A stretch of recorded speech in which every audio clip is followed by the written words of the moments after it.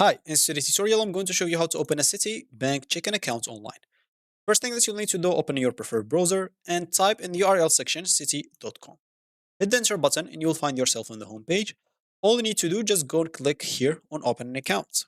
As you can see in the top middle. Once you click on that, you'll be taken to this page. Of course, as you said, we want to check an account. Here's it.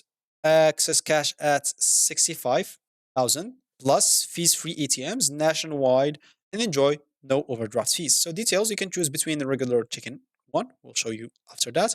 $15 regular chicken monthly service fees and $5 access chicken monthly service fees waived for 3 months after account opening or with the relationship tier or $250 plus in enhanced direction deposits and no overdrafts or returning item fees.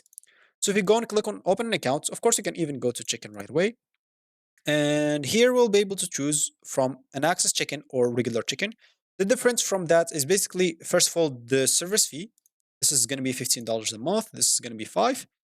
And of course, this is basically checklist, the access one, and regular is you get infinite checks.